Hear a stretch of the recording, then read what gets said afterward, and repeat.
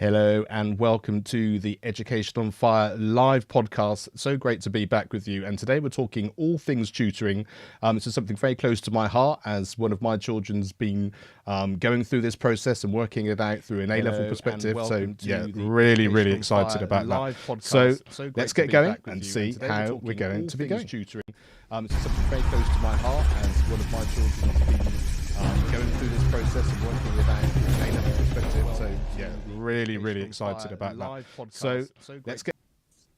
Okay, so we are back. I think I have one of my other windows going as well, so you may well have heard a couple of other things going on as well, but I think that's all stopped now. So give me a thumbs up if you can make sure that you can hear everything normally. Yes, one of those things about having a multi-screen setup and everything that's going on as well. So I'm delighted. I'm going to be joined by Arthur Moore. I'm joined by Lucy Alexandra Spencer and also by Sarah Brunner. So delighted to bring them on and welcome all to the show. Hi, Thank everyone. you so much for joining us. Evening all.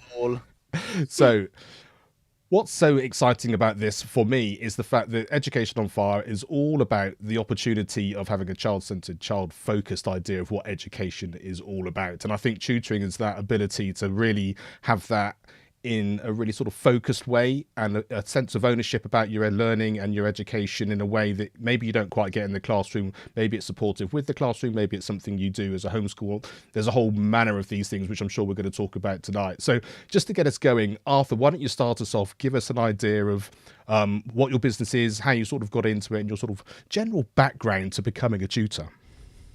Well, thanks for having us on, Mark. So I was a secondary maths teacher, trained with Teach First around a decade ago, taught in schools across the UK, then moved internationally and taught in a school in Thailand for a number of years. And for the past 4 years, I've been based back in the UK as a full-time online maths tutor. So that's kind of my absolute go-to. Anything that is secondary school, GCSE, A-level maths, that's my game. But on top of that, I also do a couple other things within the tutoring sector. I run a CPD platform for tutors around kind of their pedagogical knowledge. I run a number of WhatsApp groups to support tutors, as well as running a couple of educational podcasts called Teen Teaching and Tutoring Tips. Last year, I was lucky enough to win Tutor of the Year by the National Tutors Association. And basically, I like chatting education. I like chatting tutoring, and I like podcasts, Mark. So this is my space. This is my happy place right here. This is at 8:30 on a Tuesday heaven for you. This is it. Yeah. Amazing. And you were just saying you've just got off like a group call and everything as well, so you're not completely at the end of your tether just yet. You're still raring to go for the next hour. No, don't worry. I've been working hard tonight, Mark. I've been tutoring maths, but I made time for you. Don't worry. I appreciate it very much. Fantastic. And Lucy, tell us all about your world in the tutoring world. Yeah, so lovely to be with everyone this evening. Like some of my favorite people in the tutoring industry. Like love chatting with everyone. So I'm a teacher turned private tutor. I taught in primary school actually. I was head of year in a really lovely school in Slough. Then I moved to Dubai. Quite a difference, I would say. And then when I came back to England, I started Education Boutique, which is my tutoring sort of agency, business, whatever you want to call it.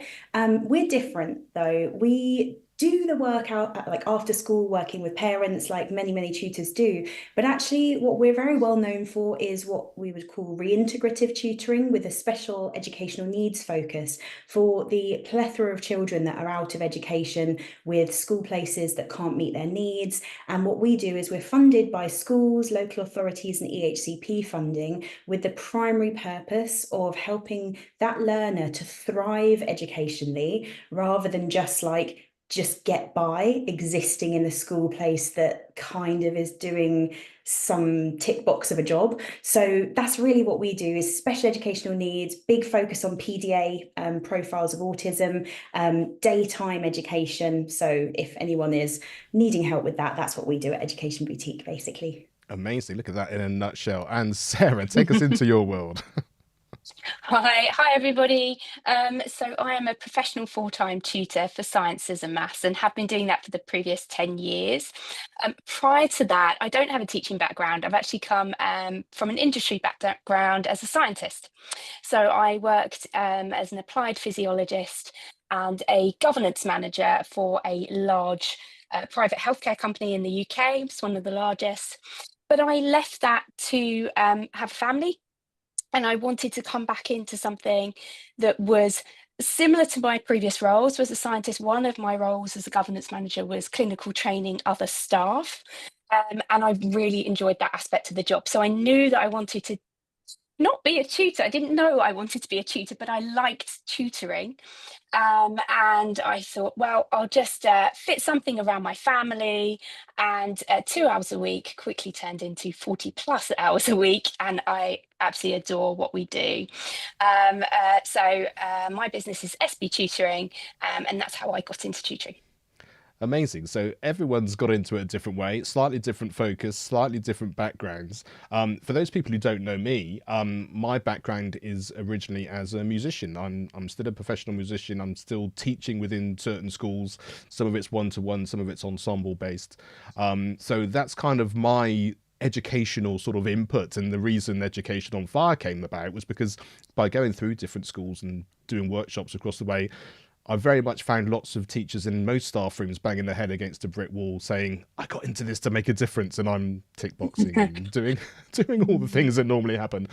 But because I was going into so many different places, and this is why I love what we're talking about here, everyone's got so many different backgrounds. It's like, well, I know this person over here who's doing something really amazing, and this organisation that's doing this, or this person that's tutoring, whatever it happens to be. And I thought, if we can just get all these people to hear these different stories, this different way of learning, then maybe that's going to support someone either immediately or certainly take it to someone and they can find out more. So I'm delighted that we've got tutoring as something which we haven't covered before in this particular manner, is a way of being able to share that with everyone. So yeah, really do appreciate your time and your expertise as we go through this. For anybody watching, if you do have a question, just put it in the comments. Be great if you could do a Q column first, just so that I know it's a comment, a question rather than just a comment, but feel free to chat and put all those things in there. We can bring those things up too. So yeah, make it as interactive as possible.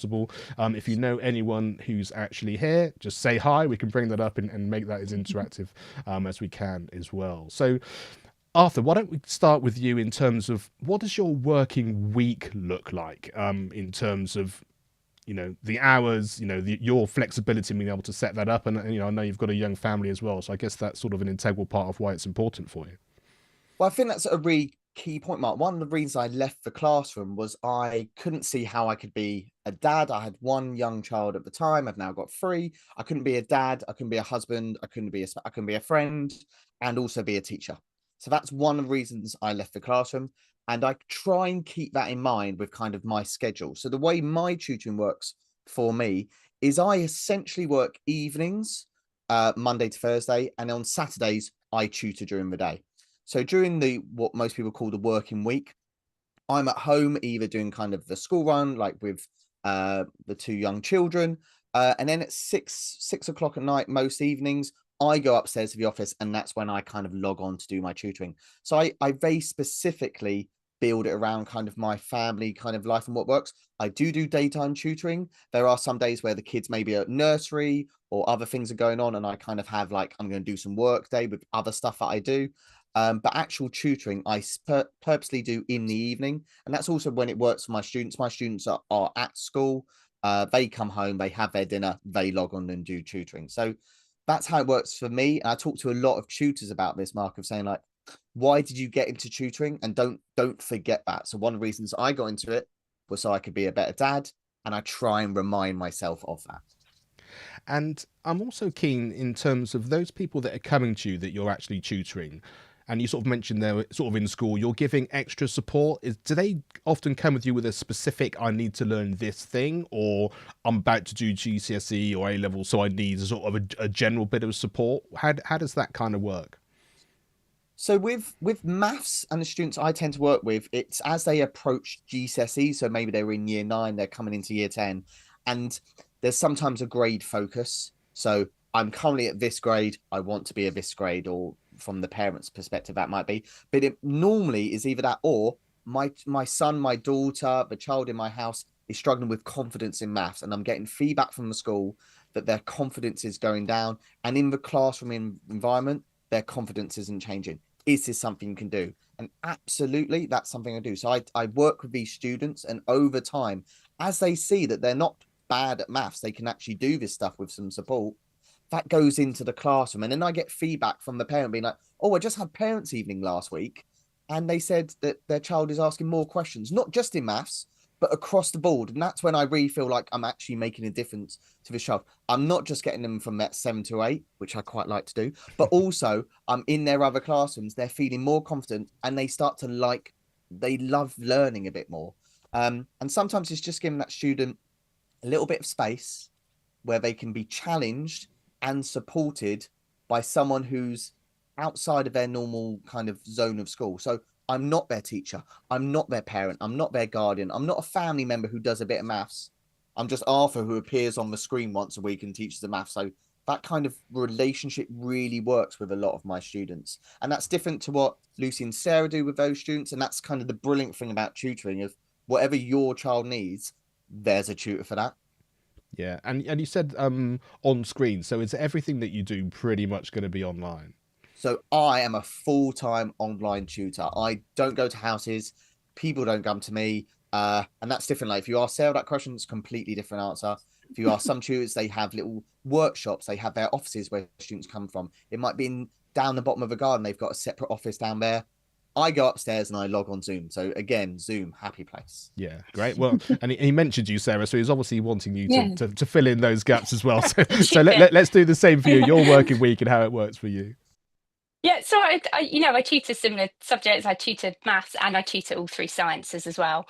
But variety is the spice of life for me, Mark. So I do everything, with the exception of students coming to me. So I do a mix of online and a mix of face-to-face, going to students' houses. So my day looks like, in the daytime, I go out and I see my special educational needs students who are either on alternative provision, and Lucy's the expert here for that, or I will be looking at students who have come out of mainstream schooling through elective home education, albeit I would say the majority feel like that's a forced elective home education where their child's needs weren't being met, their special educational needs weren't being met in school, or that their health has deteriorated to such a level that they just cannot even get to school, sometimes cannot even get dressed.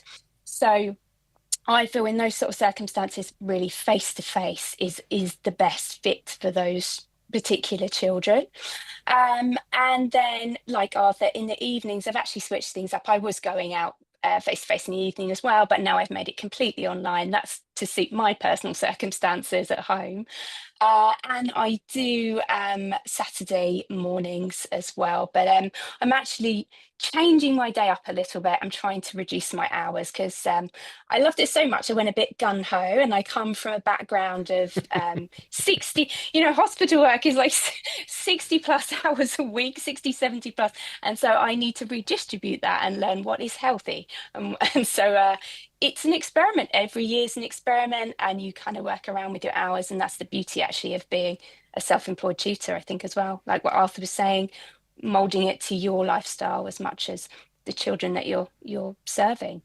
And I'm curious because you sort of mentioned at the beginning there about, I thought I'd do 2 and then I had 40 or whatever happened to me. Yeah. How did that happen? Was that word of mouth for you? Were you trying to get lots of people really quickly, or is it just there's such a need that you were sort of the answer to everyone's problems, as it were? I think there was demand rather than I went and sought it. I initially started actually working for an agency, so similar agency to what Lucy runs, because I wasn't ready to start my own business. That wasn't even in the plan. There was no plan, really. I've just kind of stumbled in this world and realised actually I'm quite good at it. And so it was a toe in the water to test it out, see, does this work for me? Am I right for it as well? Am I the right fit? Am I a good tutor? And so the agency started giving me more and more work. They get word of mouth from parents very quickly. They get feedback quickly. And people like what I did. And then after a year and a half, decided to do it myself. And then, Mark, about the word of mouth, that's definitely one of the major kind of processes or systems that works in the tutoring world. Parents love to talk to other parents. And they're very quick to recommend tutors to each other. I mean, having said that, I always recommend that even if you've been recommended someone, do go and do some research on them. Go in the background, see what they're like, and actually talk to them as well. So I've been interviewed by parents, like literally across the table, almost formally interviewed. But I don't mind, because it's their children that, you know, the most important thing to them, and you don't want to place them with somebody who's perhaps not safe or is not qualified as they may have stated, or whatever it may be. I think that peace of mind is incredibly important, isn't it? Because you, as a parent, there's something about my child's going to this school where you kind of think, good, they're safe, they're being looked after. There's so many sort of protocols and frameworks in place to kind of make sure that has to be the case. And we all know there's a relative range of schools as well, but there's something perceptually about that. Whereas an independent company, a person, a tutor is out of a lot of people's understanding. And so I think it, like you say, it's great to sort of make the most of what that is, because there's personality differences as well as sort of, I would imagine, a lot of those other things that happen as well. We'll sort of dive into that sort of business aspect and how people go about that coming up. But Lucy, tell us about your sort of 9 to 5, as it were. I know you sort of touched on it to begin with, but I would imagine this is going to be very different. Yeah. I'd love to have a night. What is a 9 to 5? No. So for me, just to like explain, like my journey was absolutely from the role of an independent private tutor. So I remember leaving the classroom thinking, I think I've heard Arthur talk about this, thinking like, okay, I could do it 6 months and see how I am at the end of it. And if not, I'm sure I could get a job back in the classroom. Like my own mum said to me when I left that I'd be unemployable, and I sure I couldn't just make it work, you know. She's sitting downstairs looking after my dogs at the moment to make sure they don't bark. But like, yeah, she was not like, you know, it's quite a big step. And I think it's very important that when we talk about tutoring, we don't like glamorize how quick you can actually pick up students, because there is a lot of careful positioning. There's a lot of like quite a lot of bravery taking that step for educators, that especially those that come from the classroom, because it's a very safe job teaching, isn't it? You know, it's a very safe job, and then suddenly you're like not doing something safe, and everyone has a lot to say about it. So my 9 to 5 now, 3 years ago I actually sold a little part of Education Boutique to eTeach. They are one of the largest educational recruitment specific jobs boards in the UK. The reason I did that is I want to make a difference to the lives of the 1.7 million SEN children that are struggling in the education system in England today. I'm on a real like scaling journey with my business now. So it's very much, I'm like a cheerleader for tutoring is what I kind of describe myself as. I love coming and talking about anything tutoring. So obviously when Arthur was like, you know, talking about this podcast, I was like, yes, always yes, anything about tutoring, I'm there, because it really has changed my life, but also I see how it's changing like learners who need a different and a bit more bespoke way of learning's life. So my day, I have a team in the office that deal with the over 300 local authorities in England. So we have all the consultants that have different areas assigned to them. I'm working on with them to coach them to know how to, you know, sort of reach out to the right people, speak to the people who might be caseworkers for the learners who they currently can't meet the needs of. And I guess the thing that we do differently is that we're in person. We were talking about that Arthur's totally online, Sarah's a bit of a hybrid. We also do deliver online, but only if someone at the very beginning of their journey, like Sarah mentioned earlier, that almost can't even leave their bedroom because social anxiety is so much for them. We only use online as a tool to initially build a relationship with someone that it's not possible to get physically in front of. And then we're very, very quick to sort of work through the different ways that we can reintegrate them back into a suitable, sustainable setting. So I feel like I'm a bit of I'm not teaching too much. Sometimes I do get to do my ultra high net worth clients sometimes still. I'm a director of a non-exec director of the Tutors Association. I'm also a trustee of a charity and things like that. So I feel like I get to just very much focus on impact and, you know, speaking with, obviously dealing with a lot of the complaints and the tribunal process around provision where it hasn't been, you know, sort of correctly put in place. And so I'm working with parents, sometimes with local authorities, and sometimes representing both of them at the same time, which can be challenging. So it's very varied. Yeah. And do you sort of miss the day-to-day teaching side of it, or do you kind of feel like you've sort of not grown into your new role, but that's this sort of It's new such a kind of good part of it is question. good? I actually don't, because I literally live vicariously through all of my tutors and the students and like these guys, like, you know, I'm always on LinkedIn, Mark. So I always feel like I'm still connected. I do little bits of tutoring as well. Like I say, I go traveling with some of my clients that I've been working with for over 8 years now since I started the business. So there is a little bit of a I do still keep, because I think it's really important as a director to still be teaching and be current. So yeah, I feel very lucky, you know, to be able to do a bit of a mixture. Yeah, and I love that as well. But I mean, I sort of have the ultimate portfolio job. You know, one minute I'm in a concert hall, then I'm in a school teaching, and then I'm podcasting, and then I'm orchestral manager for an opera season. I mean, it's all manner of different things going on. But I think there's something about this world, the podcasting world and the online, that even though I'm not a teacher in inverted commas, you know, I don't have that teaching background, the teaching's come through music, but so much of what I talk about and what we talk about and share from people that are on the show is just that it's about the human to human connection. Yeah, It's about exactly. what you're trying to do and how you're meant to impact people going through. Arthur, yeah. What I also think is really interesting on kind of that point is I actually have found coming out of the secondary school environment has allowed me to refine my love of teaching. And I know I bang on to Sarah and Lucy about this. Like, I love now actually going into the depths of like, how can I teach my students better, kind of going into the pedagogy behind it, the cognitive science, doing the research, doing the reading, kind of all that around it. And kind of being a tutor has allowed me to evolve as a better educator. I'm a way better teacher now than I was in the classroom, because I've also got that space and kind of mental space to keep pushing with my CPD and not have to worry about maybe these other things. So, like, as you were saying, like, that's one of the joys of tutoring, is it's allowed me Yeah. to kind of love teaching. I would agree, and I would take it one step further and say it actually allows you, I feel this profoundly myself, but I don't know if you guys would agree, but it allowed me to kind of almost find my own identity again, because when I was a classroom teacher, it was so frenetic, it was so like constant and like all encompassing. And I almost like I realize now I didn't really exist outside of a school in a way that I do now. I have a lot more time. I'm very big on like yoga, meditation, and like just time and being present in the moment and things. And I just realized that whole time I wasn't really that present for my children in my class, because I was constantly thinking of the next thing and the next thing and the next thing.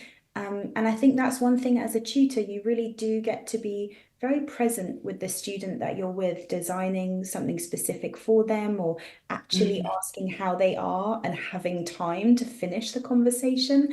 I think that's one of the most amazing things about tutoring for me. I can imagine. And Sarah, how is it for you? Like I said, you sort of had a career shift in some respects. Yeah. So Yeah. do you sort of miss that sort of pre-children career, or did you bring a lot of that into what you're doing now? How did that work for you? That's such a good question. It's, yeah, a complete pivot, really. Not anymore. So when I did leave that career, I would say I grieved definitely for a year or so, because there was a time period where I didn't jump straight into tutoring. So I had my children and decided to go into tutoring just after my second one was born. And so I had this time period where I was taking lots of different jobs, itty bitty jobs. You know, I worked at the cinema, and I worked in the theatre front of house, and I worked for a children's disabled charity, doing all sorts of things with them. And during that time, I definitely missed being a scientist. But going through tutoring now, I think enough time has passed and I've really found, like Lucy said, an identity that I think was always there, actually. I think, you know, I'm using all the skills, similar skills to what I had. There's a lot of people skills involved. I'm coming up with sort of bespoke programs for people, albeit it's not, you know, treatments or anything like that, or discussing conditions with them, but it's discussing exams with them or topics or whatever it may be. So there's a lot of skills I've brought over, but certainly found a new identity. I'm very happy in that identity that tutoring brings. And like Arthur was saying, just having the space to pursue it in the way that you want to pursue it and the direction that you want to take it.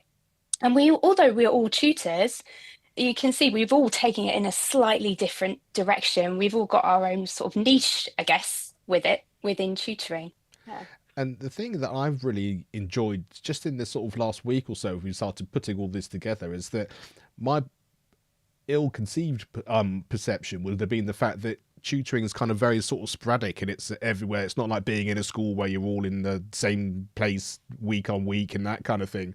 But it seems like the community as a group of tutors and that kind of world is really, really not only kind of close knit, but also there's a lot of support and there's a lot of love. There's a lot of sort of openness about it, which I think is what I think everyone in education wishes was across the board. But it seems to be that tutoring is definitely one of those things. I mean, maybe take us into that, Lucy, a little bit, because like I say, you're sort of the LinkedIn queen, as it were. Well, no, LinkedIn queen. I love LinkedIn, I'm not gonna lie. I'll take that. Thank you. But no, like I just think that it was really nice to hear you say that, Mark, actually, because I think it's something that as an industry we've worked really, really hard on over the last like 5 to 6 years. I joined the tutoring industry almost 9 years ago when I started EB, and I have to admit it wasn't the lovely, warm space that we find ourselves in now. There wasn't the sort of support out there oh gosh, I was saying this, I think it was to you, Arthur, the other day, like when a tutor or a teacher chooses to come into education and tutoring now, the plethora of like options they have for support is almost overwhelming. And for me, I don't know about you two, but for me, it was the opposite way. It was overwhelming how little support there was out there at the time when I joined. So it's really nice to hear that that's your perception of the industry for where you see it now, Mark, because that is something that we have all been working very hard in the background to do, because you know, there was a time where tutoring was thought of this like wild west of the education system, and we all know that that is not the place that we see ourselves. Students don't see that as their tutors really can have a very profound impact on their life. And so, yeah, like that really is music to my ears. I'm very happy to hear that you feel that. So, yeah. Fantastic. And Arthur, what do you think? One of the shifts I've seen, Mark, and you may have heard me and Sarah introduce ourselves as professional tutors. We use that phrase rather than private tutors, and it feels like a really small syntax change, but I've seen that in the kind of the industry has kind of changed a lot of people's perception. So private implies that this is all mine, leave me alone, I do this, whereas professional is like, no, I'm just part of an industry here. So for example, me and Sarah, we teach the exact same subject at the same level. I often will say, Sarah, I've got a student come to me, I can't, like, it's not working out in terms of maybe the time or something. Like, is it okay if I pass on your details? And that works same. And there's a whole group of us maths tutors. We should not want to share, but we pass students round to who we think is the best match. And we don't do it because I get a referral fee or because then Sarah owes me big time.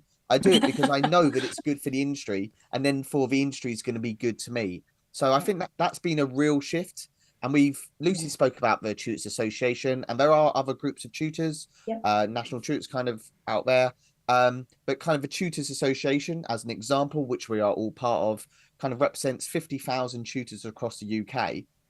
And that's given an extra layer of that kind of professionalism. We have awards evenings, we have conferences that we go to, we have online kind of meetups, we have in-person meetups. And so as you're saying, it's very much, there is an industry now there full of professionals, rather than just the odd person down the road who might do a bit of maths tutoring on the side.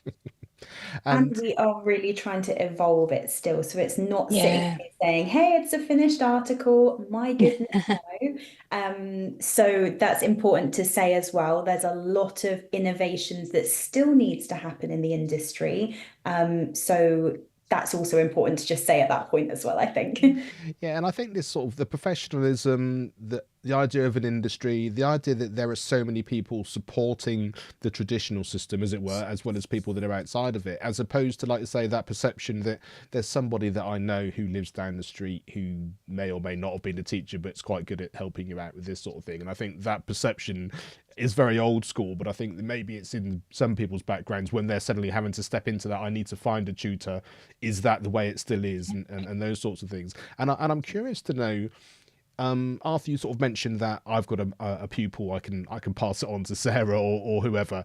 Yeah. How's the kind of relationship in terms of different subjects? Do you sort of have as close a knit community with, you know, whether it's languages or the arts or whatever it happens to be, or is this sort of the subject specific thing, obviously, where you sort of have your sort of initial kind of friendship, as it were? Yeah, so pretty much over my kind of 4 years, I've now got kind of the network that I have for pretty much every subject area, for every kind of age group, every level, whether they want in person, whether they kind of want online across the country. So if someone comes to me and I can't work with that student for whatever reason, I very rarely say, right, I can't help you, goodbye. I'll say, I can't help you, but like, let me go let me pass on this email address, or give me 2 days and I will come back with a kind of selection of tutors who I know. So it absolutely works off the ball. And that's the really nice thing about kind of LinkedIn, and kind of we've got our WhatsApp groups and kind of WhatsApp communities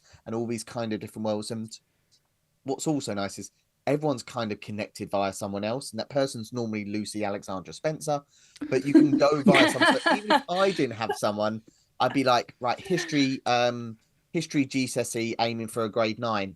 Sarah, do you know any great Yeah. tutors? And Sarah will go, do you know what? XYZ, pass them on. And Yeah. again, We do that. I mean, it's at least twice a week for me. I'm doing that. And the good thing is, you know, I was talking about word of mouth, do still check them out, is that we've checked these people out. We've met them. We've had Zoom cups of tea together. We've met them in person at conferences. So we know what these people are like. We've met them before.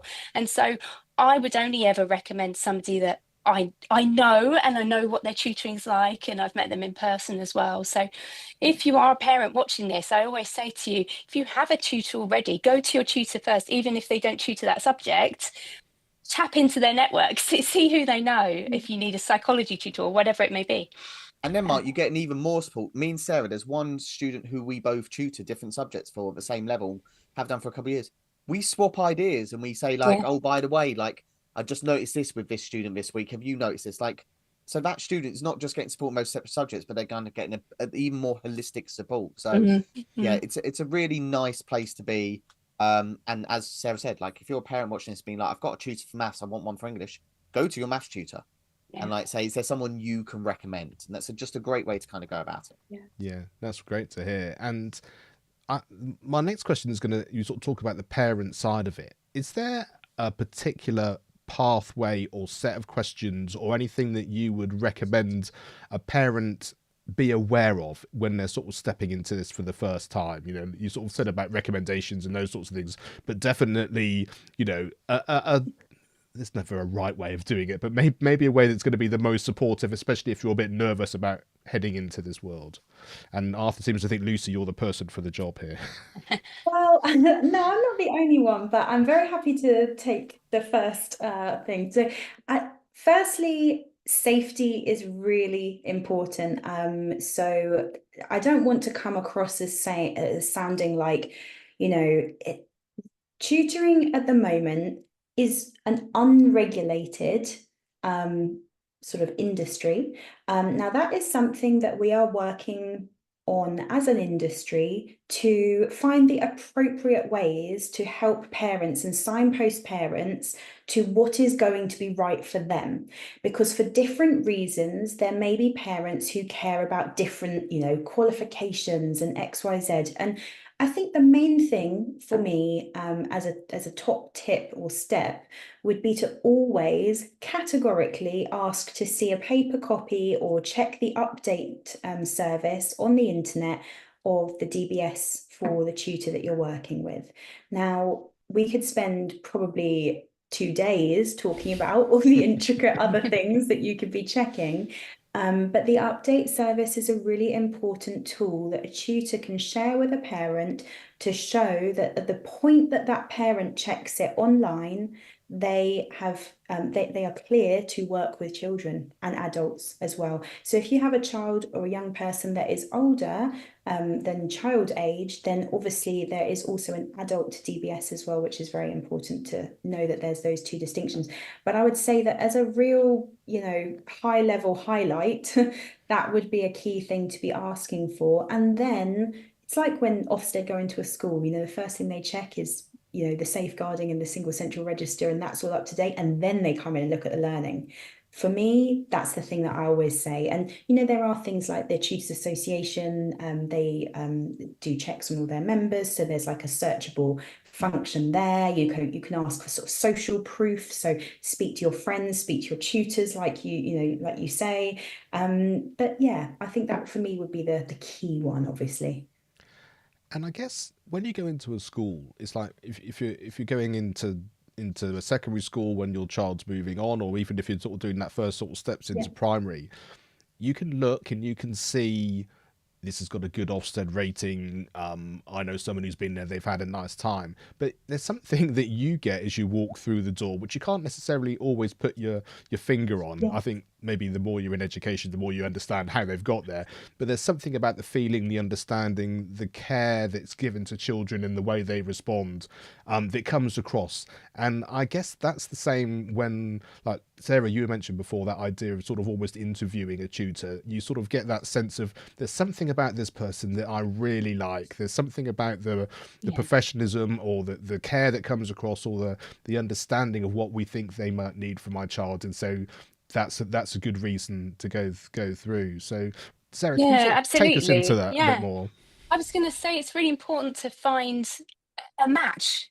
So the first tutor you pick, you don't have to stay with that tutor. It's not necessarily like school. If we're comparing to sort of school, and you're like, well, I'm in this school now, it's a real pain to have to move schools if it's not the right one. If it's not the right tutor, there's thousands of other tutors out there that could be a match for your child. So certainly I think in the first few sessions you could give a tutor a few sessions, and you'll know, your child will feed back and say if it's good or not, and whether they're getting on with that tutor. And I always recommend that parents in the room or in the background very nearby, because the parents can listen in and see how the tutoring session's going on. It's not that they're checking on you, they're just doing due diligence with their safeguarding of their child, but also seeing if the child's building that rapport, because rapport is such a key aspect. The relationship between you and the child is such a key aspect as to whether they're actually going to gain anything from that tutoring.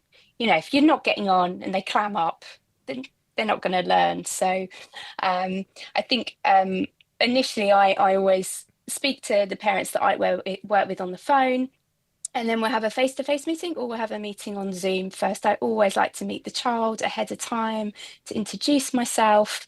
I think it's really important they hear your voice, they see your face. So even if I'm going to just be working online with them and they can't make a Zoom meeting before, I say, oh, why don't you go on my YouTube channel, watch one of my videos on this in maths or this in science, and they can just see my face, get used to my voice, how I deliver things.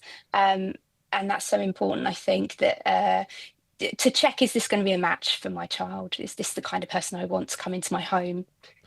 And what's the flip side of that? Because, of course, you've got requirements and expectations as well, I guess. You're working in this way. Is there things that you're going to be doing between sessions? How much time is that going to take? Obviously, it's going to, I guess, geared towards what the child needs and that kind of thing. But how do you sort of then go about being very clear so that the parents know, and also that the child knows this is what we're doing and why we're doing it? Because I guess some children are going to be like, yeah, I want to do this because, like, say if they're older and they're like, I want to get a better grade, or I want to make sure I can do this. That's a different conversation than a much younger child who's doing it because the parents or someone around them is thinking this is definitely what they're going to need in order to help them. Yeah. I think setting out from the start really clear expectations. First of all, I'll ask them what their expectations are as parents. What do you want out of it? And I always like the child to be present and say, well, what are you looking for tuition? Was it your idea? Because quite often now, children are going to their parents and saying, can I have a tutor? I'm hearing that more and more, that the children are asking the parents, not the other way around. Like I think it historically was, we'll get you a tutor, you're struggling in maths, you got a grade, whatever. So the children are asking more and more. And I always ask the child, what are you looking to have from tuition? What would your ideal tutoring session look like? And then I'll outline my expectations of what I expect of the child to come to the session like, and what they need, and what looking ready to learn looks like, basically. Homework, I'm 50-50 on. It's up to them if they want it. So yeah, I leave that to the parents' discretion. I really love that comment. Sorry, Lucy, carry on. Arthur, one of the other things I was thinking, especially with Sarah and Arthur, for parents, they've won awards, like, so I think that, if you can see as a parent that like Arthur's won multiple awards, Sarah's won multiple awards, you're not going to get them from an association unless you're pretty amazing, so I think that sometimes tutors are a little bit humble about, maybe they see it as like being like, oh yeah, like I'm award winning, but like that is genuinely very comforting to a parent to see, wow, like that's such an achievement. And obviously I just think that that's also something that will really give parents a lot of like support into making that decision about who's right. Oh, thank you, Lucy. And just to be clear, we're talking about tutoring awards, not just general awards for any particular. I got a gold star. Exactly. Well done. And just picking up on something Sarah said, I think that idea of children saying about tutoring is really interesting, because I think whether it's different in this day and age for whatever reason, but I hear this quite a lot about children really knowing what it is about a teacher that makes them a good teacher. And it's not about the ones that give them the highest grades or the ones which it's all easy.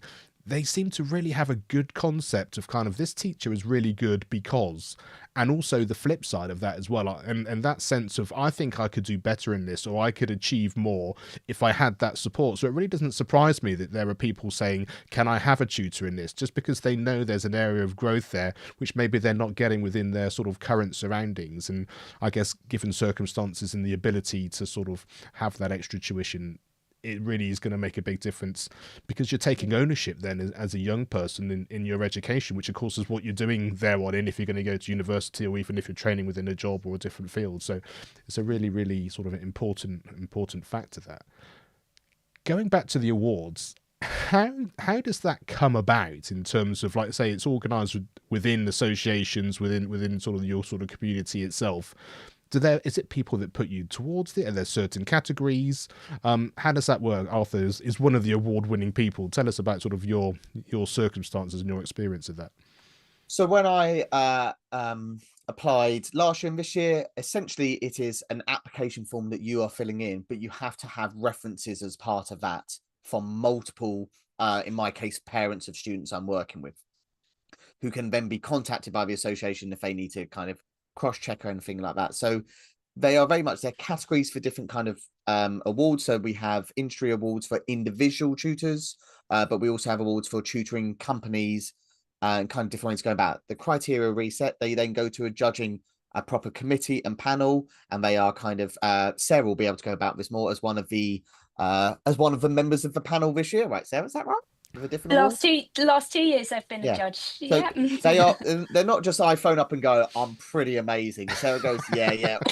Don't worry, I've made space on the shelf and it's all ready to go. Yeah. I'm cleaning my shelf, like just with Sarah on WhatsApp going, I've got this. It's a proper kind of systematic approach to this. And when you go to the awards, if you see the standard of the tutors there, like I know all the tutors who were kind of shortlisted for the award that I eventually won that year, and they are some top quality educators, and I have seen them kind of tutoring, and they are awesome. So just if you're seeing a tutor that has been nominated or shortlisted or is putting themselves forward for these awards, that is a brilliant sign that this is someone who is taking their professional kind of tutoring really seriously.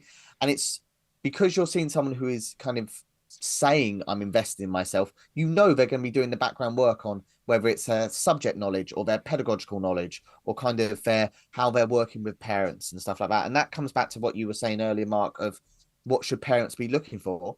I'd be talking with the tutor, being like, what do you do outside of sessions? Like, are you part of an organization? Do you do meetups? Do you talk to any other tutors? Because you'll get this little sense of who they are. And it might be, oh, I don't do anything with tutoring wars, but I every Sunday I'm down my local community center helping out with this, or I'm coaching this. And you get a bit more feel for the person. And as you were saying again, Mark, the students pick up on that. They want someone who is going to help them with the subject, with the content that they are trying to learn. That's probably number one. But also they want to feel like they are in a safe, supportive environment. And students and children are very good at saying when they don't feel secure. They're very good at feeling that. They're very good at sensing, I don't feel secure here. So that's they're the conversation I'll be having with my parents. And that's all kind of tied in with this idea of awards and someone who is taking their own professionalism seriously. Yeah. Well, I thought sorry, just something that you said as well, Mark, about your experience of finding a tutor because you wanted a particular sort of university type thing. Just remember that just because someone has been to a university does not mean that they're going to be a great pedagogical educator. I think that is important to say. And I know that there will be many, many educators who have been to a university and then are great educators. But I think there is this thing with parents where they see like you're Oxford, you're Cambridge, you're this, and they stop asking any of the questions that we've just been talking about because they see that as like, oh, that's what I want for my child. That must mean that this person is going to help them achieve that goal, which might be absolutely right. But please, as a parent, don't let that stop you going deeper just because you see a name of an institution. That does not make someone a great teacher on your child's team. Yeah, no, that makes a lot of sense. And our circumstances were slightly different to that. It was more the fact that in order to get to a university that she wanted to, there were certain grades that she wanted to do. And that, a bit like we talked about before, that support in order of sort of, nothing's guaranteed, obviously, but if you're working specifically outside of the school to be able to do that. And again, that sort of came from what I was saying before in terms of you get an idea of there's more here. I think I can get more out of myself. I think there's a way of doing this, but you almost come to a bit of a roadblock because it's like I'm doing everything I'm being told, but there's something either not quite clicking or I'm not quite sure how to just guarantee I can get this number of marks on this particular question, and I'm the last person to know how all that works these days, but that particular thing, whereas another subject, it's that kind of, for whatever reason, I kind of get this and it seems to flow and I understand how that gets put together, so that extra bit of support seems to be a way forward. But I'm exactly the same as you, certainly within the school field as well. Just because this school has this name or it costs this money or these people go there doesn't necessarily, once you're involved in those things, mean how that actually works in the nitty-gritty and around those things as well. And we have a question come through, so let me just share this for a moment. So Effie, I think if that's exactly how you say it, I hope that's how you say your name. What makes a good tutor in your opinion? So I guess a few of the things that we said, but why don't you each take a punt at that in terms of what you think would make a good tutor? Arthur, why don't you start us off? I think I've said this phrase before and I keep coming back to it in kind of my own world. A good tutor is someone who challenges the students to do better, but supports them to do better. And getting that balance right. So it's not just, I'm going to set you really hard stuff and make sure you get better at stuff. And it's not just giving you so much support that the student is not actually challenging themselves and doing the learning. It's getting that balance right. Like, we know that learning is difficult. Actually doing something new, thinking hard is really difficult to do. So if the student comes out of the session and goes, that was all really easy, I'd be asking, was that kind of a good overall learning experience? So a good tutor to me is someone who challenges their students, but in a supportive environment, and uses their knowledge as a teacher to do that. Love that. Sarah? So I work with a lot of special educational needs students, and I find two things really helpful that makes a good or a great tutor. Number one, infinite patience. There's one thing you'll never hear me say, and that is, you should know this by now. I will never, ever say that phrase because it was said to me when I was younger studying, and I just remember those feelings of, okay, I'm really embarrassed. I'm actually there's a bit of shame, and those feelings sort of come on, and then you close down. So for all learners, but especially for my SEN learners, infinite patience. I will go through things again and again and again, and in slightly different ways. They're obviously not getting it that way. We try something different. And the second is just being completely non-judgmental. So you start tutoring at the point that they're at when you first meet, and it's a blank slate. It's fresh. And you go from there. Whatever's happened in the past is the past, whatever their background is, how they've come to be in the situation they're in, none of it matters. So infinite patience for me, and a real non-judgmental approach to working with families. What Sarah said there about meeting the student where they're at is an Yeah. absolutely brilliant way of putting it. Like, I wish I'd put it as well as that, Sarah. That is absolutely. That's why we're here as a team. That's why we're here as a team. I'm stealing that going forward. I've always Yeah, said, so good, I've always yeah. said, Mark, you need to meet the student where It's they're like at. I'll say upgrading it the once, I'll say it again. sentences every time. You're Right. quite right, Arthur. You're quite right. And Lucy. So for me, it's about energy. So typically in a school, there's a lot of things that are drawing a child's energy. And you've heard the spoon analogy, you get to the end of the day, you don't have any spoons left. I think the real joy for an educator and for the learner is that it's like a collaborative quest for, like, it could be learning, it could be development, it's growth. I mean, it's like this shared energy rather than the teacher coming in and being like, this is what you need to do for the curriculum. And then like the child's like giving all they possibly can to try and achieve these things. It's like one of the consultants in my team, she has this stepping stones, on like a little pond kind of going across. And like, if you like, the curriculum is the stepping stones, like the little stones in the water. And then we're like the tutors who are like putting the learner maybe in the water and be like, okay, let's go, let's get you to the next one. Like with the water that's surrounding them going, okay, how are we going to get you to the next stepping stone? And like, so we're not on this track, this runaway train, if you like, that all roads lead to university. We're able to go like, what does your road look like? Like what is, like Arthur, like Sarah said, where are you right now? Where do you want to go? And how are we going to get you to that next stepping stone, so you can actually achieve the long-term goal? Like that's what tutoring is for me, really. Amazing. So much great value there. And if you've got any more questions and you're watching, please do put them in the chat. We've got a few minutes left, so we'll try and answer everyone's questions if you have any more coming through. I've got a couple of things that I just want to cover as well. The first is, I know from my personal experience, there's something about the relationship of one-on-one teaching where you can really have conversations where you get a really good understanding of their mindset, where they are, like you say, their personality, and you can gear your lesson around that to get the most out of them, and that relationship sort of hopefully blossoms over the weeks, months, years, or however long that you're doing it. How does it work if you're doing a group session? Is it just the same but a little bit expanded, as it were, or do you have to take a different approach? Arthur, why don't you start us off? So it's the same, but it's different. So I use the same approaches to teaching the content that I'm going to do, but I slightly change about maybe the way I'll deliver that content. And I put a lot of effort into kind of the background of thinking about the question strategies I'm going to use, how I'm going to scaffold it for different learners, the prompts I'm going to use for different students for each question. And I kind of take a bit more, really kind of go back to my pedagogical experience and kind of learning, and kind of use that with my students. So I hear a lot about kind of what one-to-one must be better than group. And I work one-to-one and I work with groups. And with some students, like there will be a better answer. But group has so many extra things it can bring into it, because you're able to, let's take a maths example. A student comes to me and goes, I only want to focus on this topic because that's the one I'm really struggling with.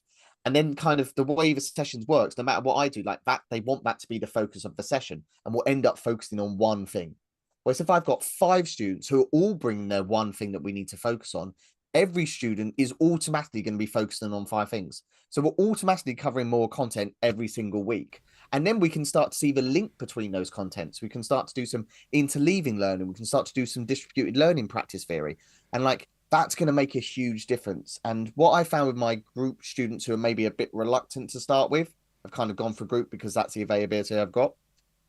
Within a bit of time, they start to see that they're growing in confidence. They start to see that they're kind of able to do more stuff in class. They're able to do more stuff in the session, and they start coming to the session really kind of keen for the groups. And I have students now, if I said one-to-one, they'll be like, can you put on a group session like I can come to? So I think it absolutely has a place, but I think that's when, as a tutor, kind of we have to really rely on our expertise and what we do.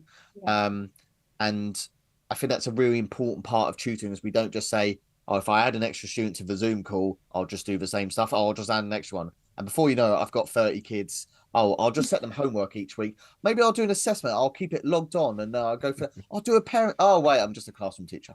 And like, that's the whole point we're trying to get to it. Wait, so I know tutors that do large groups, but they tailor their sessions to kind of adapt to that. Yeah.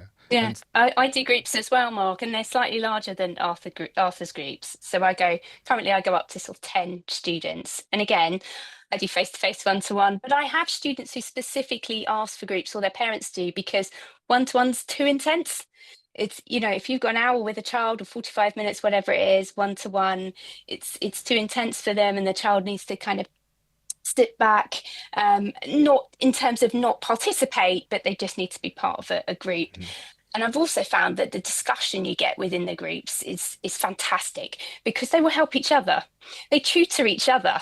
I don't have to step back entirely, but because you're facilitating it. But I've certainly found with particularly the age group 11 to 14, they're really keen on coming on the mic and the whiteboard and telling everybody their method for doing things. So all of a sudden I have my method, and then I have 2 more methods for working out this maths problem or discussing something in chemistry, and it's fantastic. It's so good. So I think it depends on the learner, what they're looking for. And again, that's setting out the expectation at the start when you first have that contact with a parent. Sometimes, like Arthur said, it's just down to availability, that they really want to work with you, but they have to slot in a group first. And all my students on my groups will get priority for any one-to-ones that I have come up. So in the holidays, for example, or a cancellation. And again, that's another kind of sort of perk of being in the group, that they get a sort of priority with me.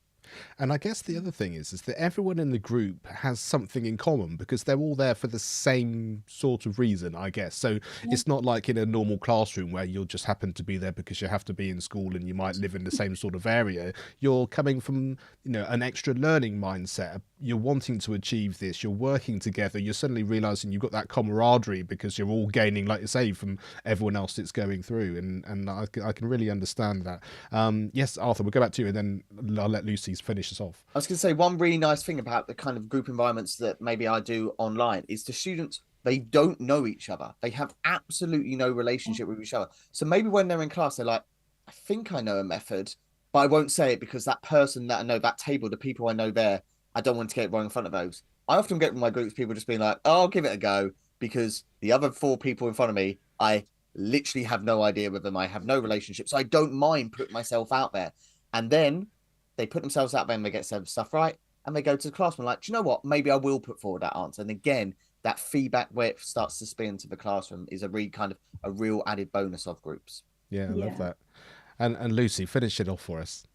Yeah, no, I think the peer modeling that's been mentioned already is such like, as an English teacher as well, like I'm all about creative writing, and just you get more vocab out of a group situation. But I guess the bespoke design that I know both Sarah and Arthur have touched on there is so key. And I think that, again, when you're looking as a parent to go into, I mean, during COVID, I was doing not groups, I was doing what's called master classes.